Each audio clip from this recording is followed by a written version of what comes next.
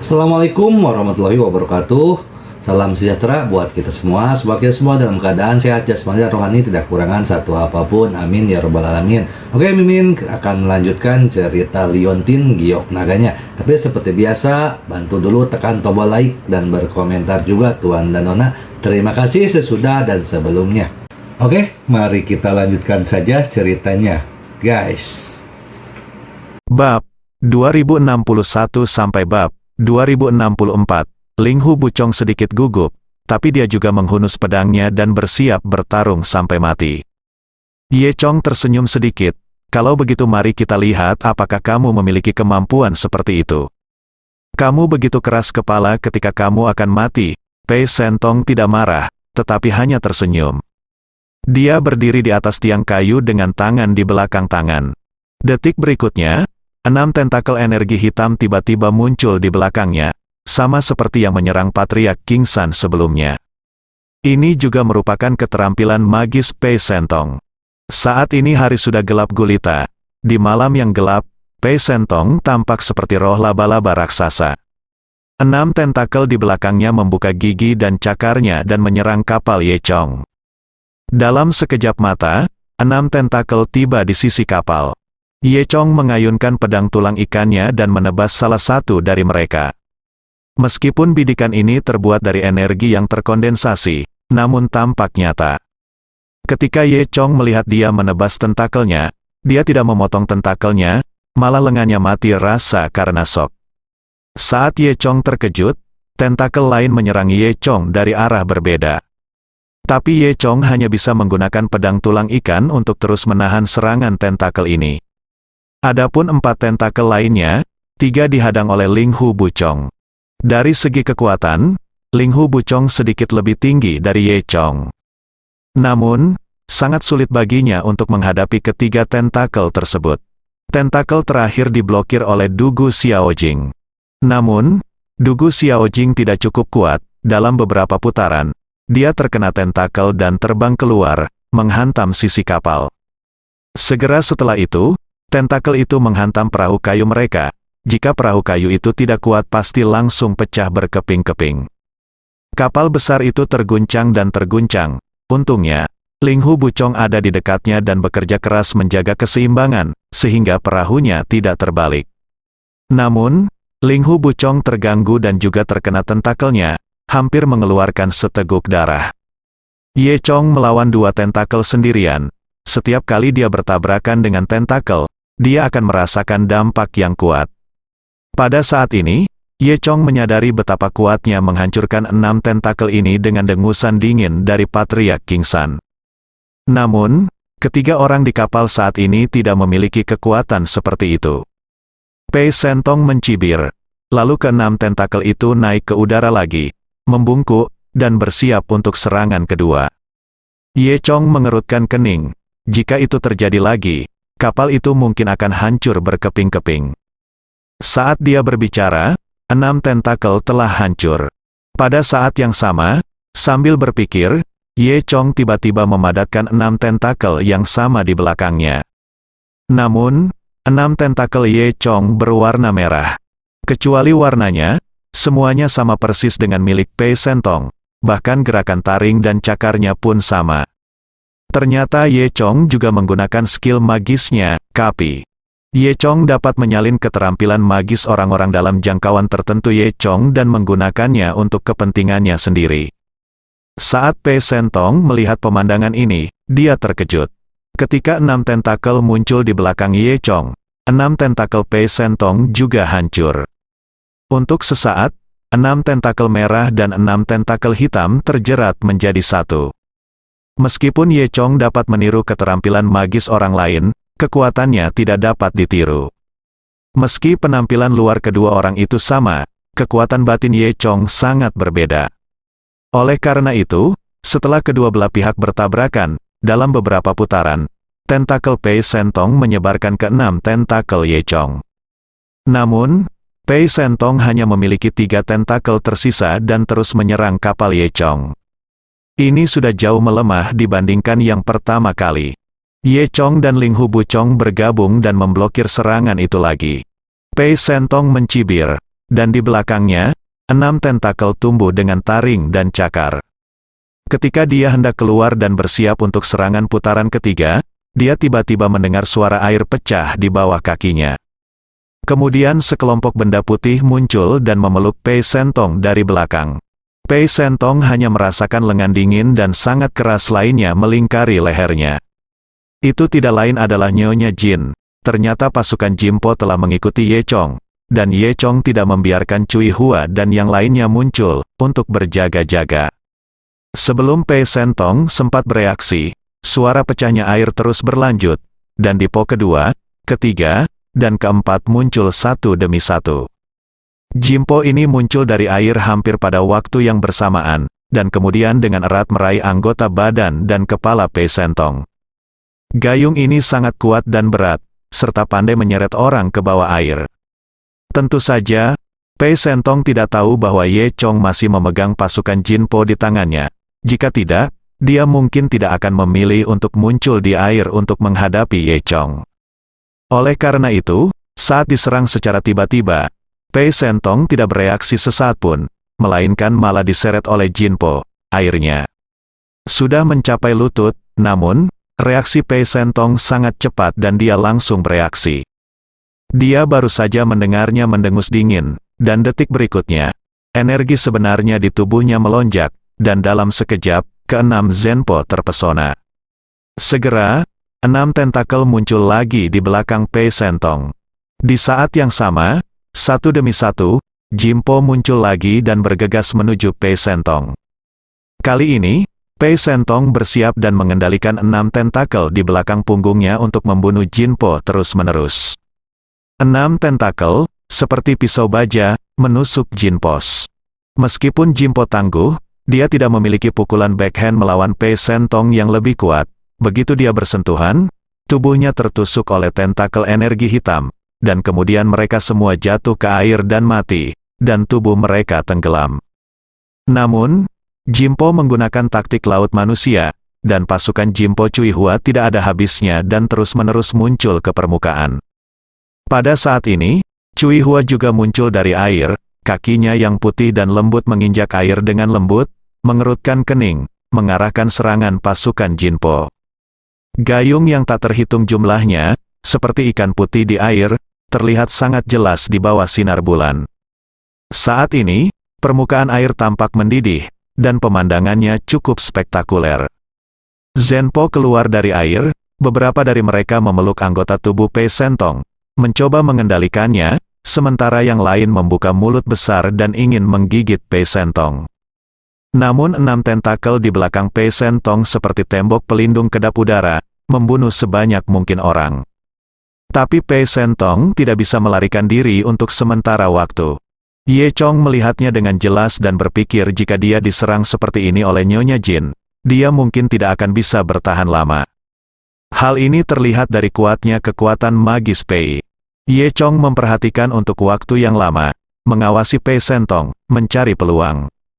Akhirnya, dia melihat kelemahan pada kekuatan magis Pei. Dalam sekejap, Ye Chong bergerak. Dia tidak ragu menggunakan kekuatannya dan langsung menggunakan kekuatan elemen luar angkasa. Dalam sekejap, Ye bergegas ke sekitar Pei Sentong, lalu dengan lembut menyentuh bagian tengah alis Pei Sentong, dan kembali ke perahu saat Pei Sentong masih pingsan. Pei Sentong hanya melihat bayangan gelap muncul sesaat dan kemudian kembali. Mau tak mau dia merasa takut, dan hampir membuat kesalahan dalam kepanikannya. Dia tidak tahu bahwa dia sekarang ditandai oleh tanda api Ye Chong. Detik berikutnya, sebelum Pei Sentong bisa bereaksi, Ye Chong membuat pemikiran di benaknya dan menyalakan ledakan api murka Buddha. Kemudian, dengan suara, ledakan bagian atas kepala Pei Sentong meledak. Dibandingkan dengan Pei Sentong, kekuatan Ye Chong masih tertinggal jauh. Oleh karena itu, meskipun ledakan api membuat Pei Sentong semakin malu, hal itu tidak melukai Pei Sentong. Tapi itu cukup membuat Pei Sentong tertegun sejenak. Dan pada saat ini, Jimpo yang tak terhitung jumlahnya mengambil kesempatan untuk menempel di tubuhnya, seperti belatung di tulang tarsal. Jimpo menekan satu sama lain, dan segera membentuk bola besar dengan Pei Sentong sebagai pusatnya. Meskipun Pei Sentong sangat kuat, dia tidak dapat menahan beban begitu banyak Jinpos. Detik berikutnya, hanya terdengar suara gut dan Pei Sentong didorong ke dalam air.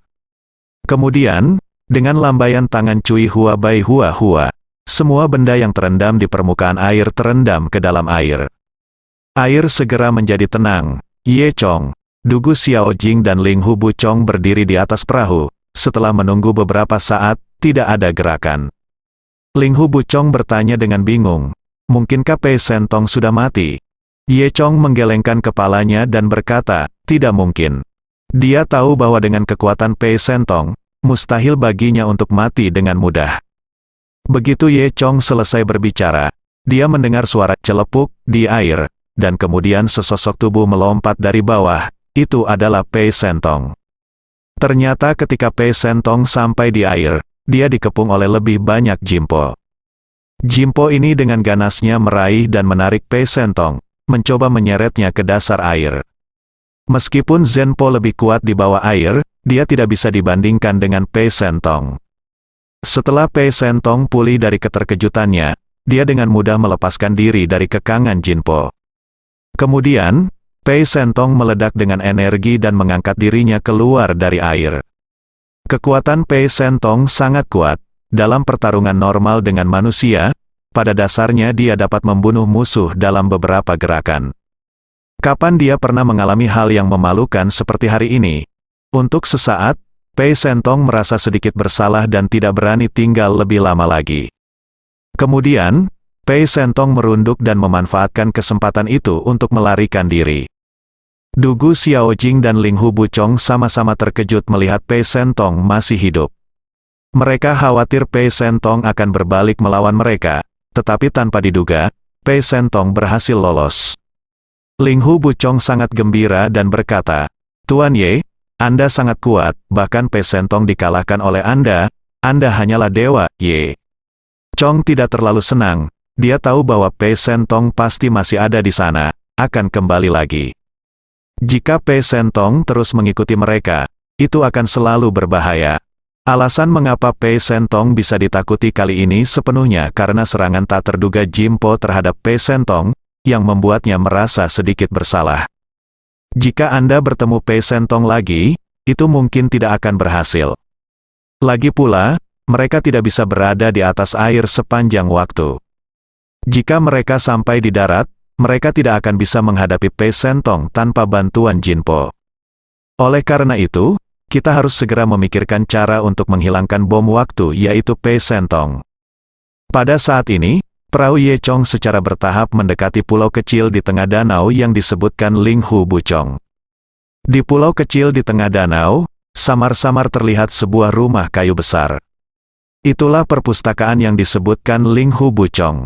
Ye Chong memandangi perpustakaan dalam kegelapan dan tiba-tiba ada kecurigaan di hatinya.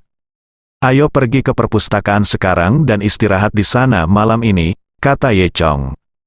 Setengah jam kemudian, Ye Chong dan perahunya telah tiba di tepi pulau di tengah danau. Mereka bertiga turun dari perahu dan menginjakan kaki di pulau yang berada di tengah danau. Pulau di tengah danau ini tidak terlihat besar, ukurannya hampir sama dengan taman berukuran sedang. Di pulau ini, Anda bisa melihat sejenis pohon mata harimau di mana-mana. Batang pohon ini lurus, panjang dan tinggi, setebal mangkok, dengan pola lonjong tersebar di batangnya, seperti mata harimau, itulah namanya. Batang pohon macan tidak lebat, namun daun di atasnya sangat rimbun. Pohon-pohon ini tumbuh rapi di kedua sisi jalan, tampak seperti barisan penjaga yang menjaga pulau. Ye Chong dan yang lainnya berjalan ke pulau dan menuju kompartemen buku. Jelas sekali, tempat ini tidak dapat diakses, dan biasanya tidak ada orang yang datang ke sini. Tanah di pulau itu ditutupi rumput liar dan tidak ada jalan sama sekali. Mereka hanya bisa menginjak rumput liar setinggi mata kaki dan menuju perpustakaan selangkah demi selangkah. Setiap kali saya menginjaknya, segerombolan serangga kecil terbang keluar dari rerumputan. Serangga terbang yang terganggu ini biasanya tinggal di rerumputan dan jarang ditakuti oleh manusia. Selain berbagai serangga terbang, sesekali Anda juga bisa melihat beberapa tikus berukuran besar, tokek dan sejenisnya. Setelah berjalan sekitar 10 menit, kami sampai di depan pintu perpustakaan. Perpustakaan ini adalah rumah kayu persegi. Pintunya tertutup debu dan sarang laba-laba. Tidak ada seorang pun yang pernah ke sini untuk jangka waktu yang tidak diketahui. Ye Chong melangkah maju dan mendorong pintu perpustakaan. Saat semburan debu berjatuhan, pintu perpustakaan dibuka. Setelah membuka pintunya, terlihat bahwa perpustakaan tersebut hanyalah sebuah ruangan besar, mirip gudang. Hanya saja gudang ini terlalu besar. Dari pintu hingga dinding paling dalam jaraknya sekitar 1000 meter. Terdapat deretan rak buku kayu yang tertata rapi, sekitar 30 baris. Banyak potongan bambu kuno yang bertumpuk di rak buku, dan juga tertutup debu. Seluruh perpustakaan remang-remang, hampir gelap gulita. Ye Chong bisa melihat dengan jelas dengan sepasang mata dewa naganya. Namun Dugu Xiaojing dan Ling Hu Buchong hanya dapat mengandalkan cahaya kecil yang datang dari pintu untuk melihat dengan jelas sekitar 50 meter dari pintu. Lebih jauh ke bawah adalah kegelapan. Ye Chong meminta Dugu Xiaojing dan Ling Hu Buchong menunggunya di sini, dan dia masuk lebih dulu. Setelah memasuki perpustakaan, hal pertama Ye Chong bukanlah membaca buku-buku kuno, tetapi berjalan sampai ke bagian terdalam perpustakaan. Dia menatap rak buku untuk waktu yang lama sambil berpikir. Adapun Dugu Xiaojing dan Ling Hu Buchong yang ada di depan pintu, mereka tidak tahu apa yang sedang dilakukan Ye Chong, jadi mereka hanya bisa menunggu dengan patuh di depan pintu. Setelah sekitar 10 menit, Ye Chong keluar. Ye Chong baru saja memiliki pemahaman umum tentang struktur perpustakaan. Yang paling tidak disangka Ye Chong adalah ukuran koleksi buku di perpustakaan ini sebenarnya sangat besar. Ye Chong punya ide yang tidak tepat. Saya khawatir semua pengetahuan dalam warisan Dewa Naga harus dicetak dan dijilid menjadi sebuah buku yang mungkin sebesar perpustakaan ini. Namun, Ye Chong sudah punya rencana untuk berurusan dengan Pei Sentong saat ini. Kemudian, dia meminta Ling Hu Buchong dan Dugu Xiaojing menyalakan obor dan berjalan ke perpustakaan bersama. Rak buku di perpustakaan tertata rapi. Setiap barisnya ada 6 rak buku. Totalnya lebih dari 30 baris, jarak antar baris sekitar 2/3 dari tinggi rak buku. Susunan ini agak mirip domino. Kemudian, Ye Chong mengatur agar Dugu Xiaojing dan Ling Hu Buchong meletakkan potongan bambu di rak buku ketiga di setiap baris setinggi mungkin. Semua potongan bambu di bagian bawah harus dipindahkan ke 2 lapisan atas. Ling Hu Buchong tidak mengerti apa yang akan dilakukan Ye Chong. Ye Chong hanya tersenyum dan berkata, "Kamu akan tahu kapan waktunya tiba. Ini adalah kunci untuk menghadapi kekuatan magis Pei." Meskipun Dugu Xiaojing masih merajuk pada Ye Chong, dia juga tahu bahwa sekarang bukan waktunya untuk bertindak sombong, dan berurusan dengan Pei, kekuatan supernatural itu penting. Oleh karena itu, dia dan Ling Hu Buchong sibuk memindahkan potongan bambu baris demi baris sesuai permintaan Ye Chong. Dugu Xiaojing memindahkan rak buku ketiga di baris pertama. Ling Hu Buchong memindahkan rak buku ketiga di baris kedua. Ye Chong datang ke baris ketiga. Sambil memindahkan potongan bambu tersebut, dia membaca isi di dalamnya. Benar saja, seperti yang dikatakan Ling Hu Buchong, semua yang ada di sini tercatat dalam sebuah tulisan kuno. Tentu saja mustahil bagi orang seperti Ling Hu Buchong di Gunung Liubo untuk memahami tulisan kuno ini. Namun, warisan Dewa Naga karya Ye Chong memiliki penjelasan rinci tentang berbagai karakter kuno, dan Ye Chong dapat memahami 1 atau 2 hal tentang mereka. Setelah membaca isi buku tersebut, akhirnya ia paham kenapa bambu selip tersebut banyak sekali. Ternyata isi bambu selip tersebut adalah informasi pendaftaran rumah tangga. Potongan bambu ini mencatat pencatatan rumah tangga, informasi, angka harapan hidup, del dari penduduk di daerah sekitar Gunung Liubo di Laut Cina Timur. Semua orang, termasuk petani, penebang kayu, pengemis, del, dicatat dengan sangat rinci. Ye Chong tidak tahu siapa yang dengan santai mencatat informasi ini. Namun tampaknya Gunung Liubo seharusnya berada di bawah pengelolaan terpadu sejak lama. Mungkin inilah pemandangan makmur Gunung Liubo ketika klan penyihir Laut Cina Timur ada di sana. Ye Chong sama sekali tidak tertarik dengan hal ini. Entah apakah bos besar yang membangun perpustakaan itu akan menyesal jika mengetahui ini adalah informasi pendaftaran rumah tangga. Sementara Ye Chong berpikir liar, dia meletakkan semua potongan bambu yang lebih rendah di rak paling atas rak buku. Mereka bertiga sibuk di perpustakaan yang gelap. Sekitar setengah jam kemudian, Ye Chong mulai mengutak-atik rak buku ke-17. Saat dia hendak memindahkan semua buku yang ada di bagian bawah rak buku ke atas, dia tiba-tiba menemukan sesuatu yang berbeda secara bertahap. Slip bambu ini berukuran lebih besar dari bambu slip lainnya, dan kulit luarnya tampak diukir dengan pola yang halus. Meski cangkangnya sudah menghitam, namun masih terlihat kualitasnya jauh lebih tinggi dibandingkan bambu slip lainnya. Meskipun Ye Chong tidak lagi tertarik dengan isi di dalam potongan bambu tersebut, dia tetap melihat potongan bambu unik ini dengan rasa ingin tahu. Kemudian, Ye Chong membuka potongan bambu, dan ketika Ye Chong melihat kata-kata di dalamnya, matanya berbinar tanpa sadar, dan napasnya menjadi cepat. Tidak banyak kata di potongan bambu, tapi bagi Ye Chong, itu seperti guntur di hari yang cerah. Potongan bambu ini juga mencatat informasi kehidupan seseorang. Orang tersebut bernama Bai Sandaeren. Dia adalah makhluk abadi ratusan tahun yang lalu dan memiliki hubungan yang baik dengan penyihir hebat dari klan penyihir Laut Cina Timur. Ye Chong tidak peduli tentang hal-hal ini, tetapi di bawah pengenalan hidupnya, ada sebuah bagian. Dewa Pedang Krisan, ilmu pedang tingkat ke-6, siapapun yang mendapatkan salah satunya akan menjadi tak terkalahkan di dunia. Saya telah mempelajari ilmu pedang Dewa Pedang Krisan selama 30 tahun. Sepanjang hidup saya akhirnya memahami ilmu pedang Dewa Pedang tingkat pertama. Kuncinya adalah bunuh diri lalu hidup, mati dulu, dan kemudian mencapai jalan agung. Meski teksnya tidak panjang, itu cukup mengejutkan hati Ye Chong. Dia memikirkannya untuk waktu yang lama dan tidak tahu cara mati, seperti apa yang dimaksud dengan mematikan dirimu lalu hidup, mati dulu, dan kemudian menemukan jalan yang hebat.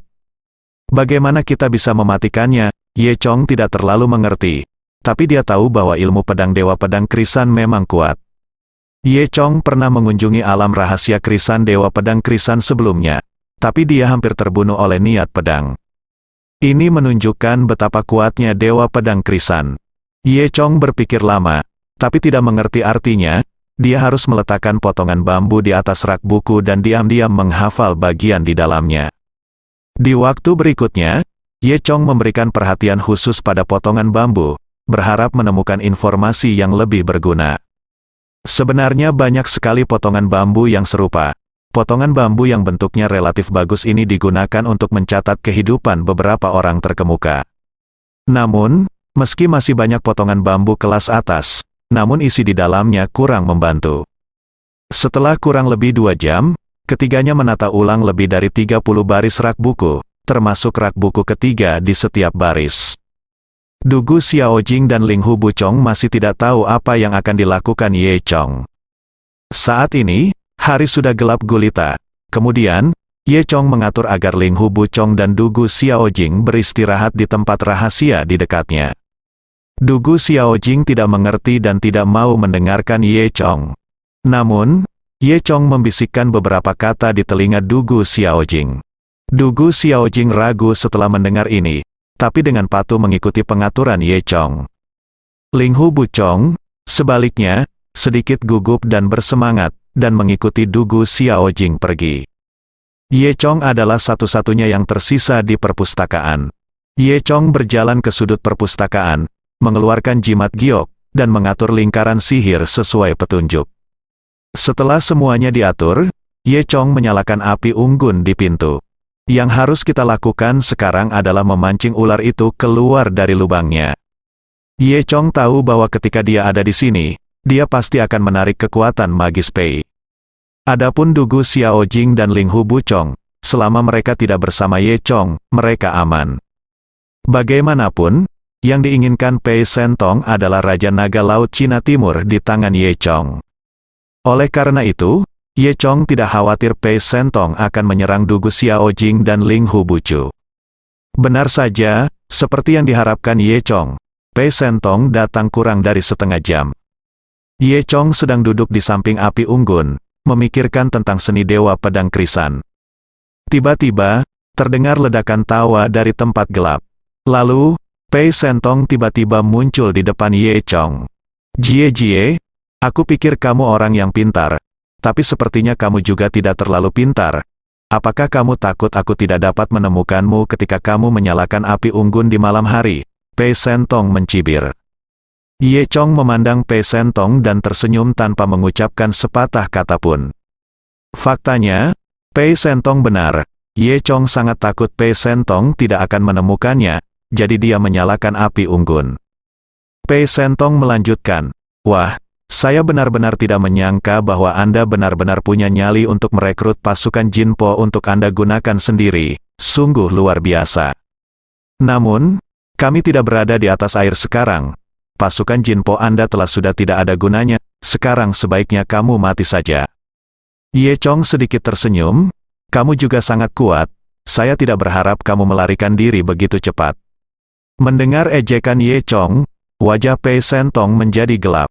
Tahukah Anda, kapan dia pernah merasa begitu malu saat bertengkar dengan seseorang? Namun, dia memang takut dengan pasukan Jinpo yang tiba-tiba dan ledakan api kemarahan Buddha milik Ye Chong. Jadi dia melarikan diri dengan tergesa-gesa. Memikirkannya sekarang, rasanya agak memalukan pada saat itu. Untuk sesaat, Pei Sentong merasa sangat malu. Pei Sentong ingat apa yang harus dia lakukan di sini. Jadi dia mendengus dingin, "Saya bisa memberi Anda satu kesempatan terakhir sekarang untuk menyerahkan Raja Naga Laut Cina Timur, dan saya akan mengampuni hidup Anda." "Berhenti bicara omong kosong. Tunjukkan kemampuanmu yang sebenarnya." Ye Chong berkata, "Tidak pasti siapa yang akan mati hari ini." Pei Sentong segera berkata dengan wajah muram, "Percaya atau tidak, aku akan membunuhmu sekarang." Ye Chong, sebaliknya, adalah tidak takut sama sekali dan telah menunggu lama. Pei Sen lewat. Dia tersenyum dan berkata, "Oke, kalau begitu biarkan aku melihat apakah kamu memiliki keterampilan seperti itu, kan?" "Oke, kalau begitu aku akan membunuhmu dulu, dan kemudian aku akan mengambil Raja Naga dari Laut Cina Timur." Saat dia berkata itu, Pei Sentong, energi hitam lain dihasilkan, dan tentakel hitam menyerang Ye Chong lagi.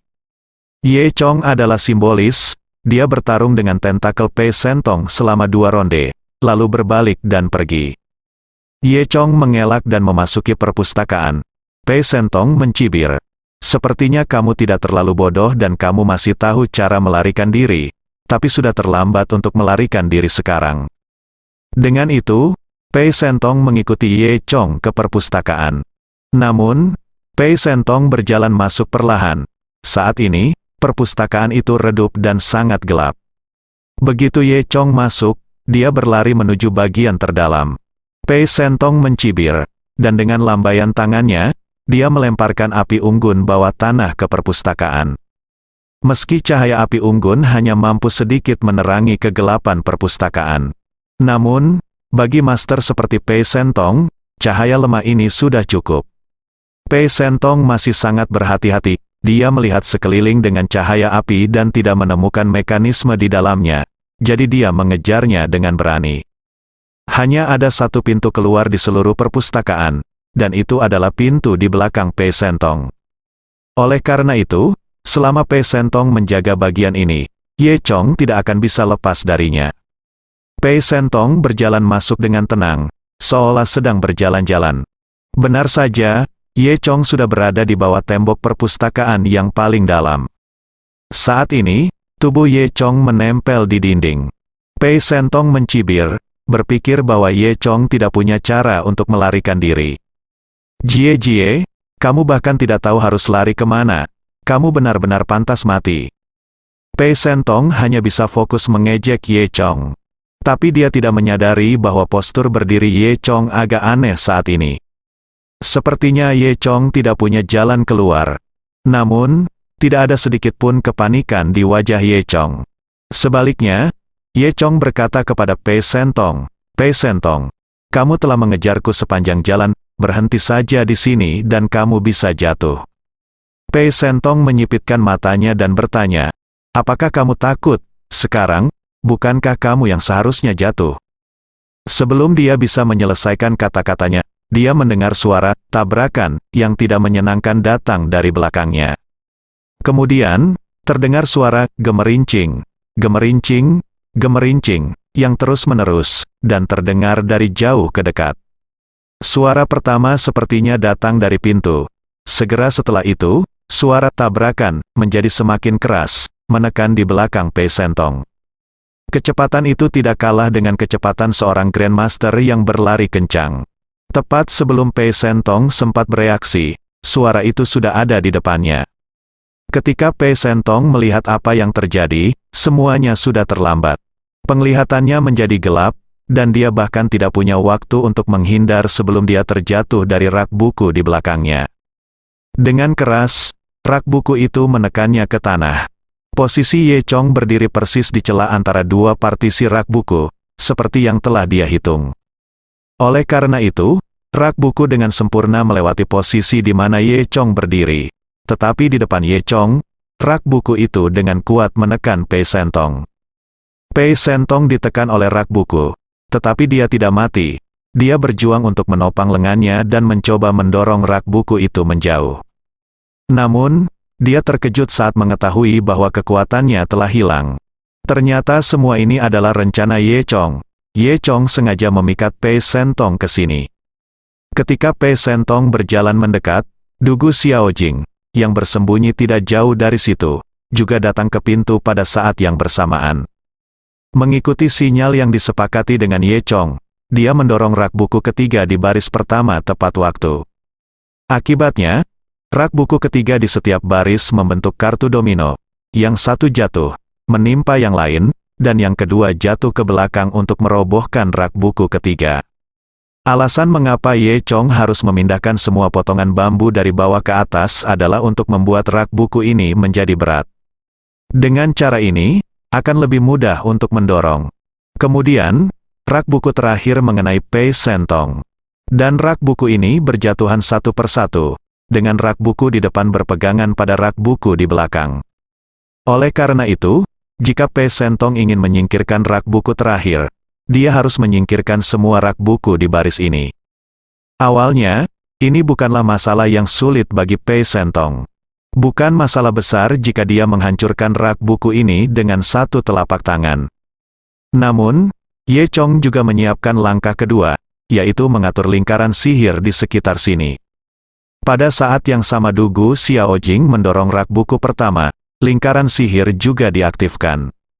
Adapun Pei Sentong dan Ye Chong, yang berada di dalam lingkaran sihir, kekuatan mereka telah sangat melemah. Inilah efek dari lingkaran sihir ini. Pada saat ini, Ye Chong hampir kehilangan seluruh kekuatannya dan hampir seperti manusia fana. Meskipun Pei Sentong masih memiliki sisa tenaga, sangat sulit untuk menyingkirkan rak buku ini. Tapi Pei Sentong begitu kuat sehingga dia mengertakkan gigi dan menopang rak buku dengan kedua tangannya. Sebenarnya rak buku itu bergerak sedikit. Seluruh deretan rak buku bergerak sedikit, namun, ketika Pei Sentong mendorongnya setengah, dia kehilangan tenaga dan rak buku tidak bergerak sama sekali. Keseimbangan tercapai antara Pei Sentong dan rak buku. Pei Sentong menopang rak buku dengan kedua tangannya, mengertakkan gigi dan berjuang untuk menopangnya. Sepertinya selama Pei Sentong memiliki kekuatan lebih, dia bisa mendorong semua rak buku itu menjauh.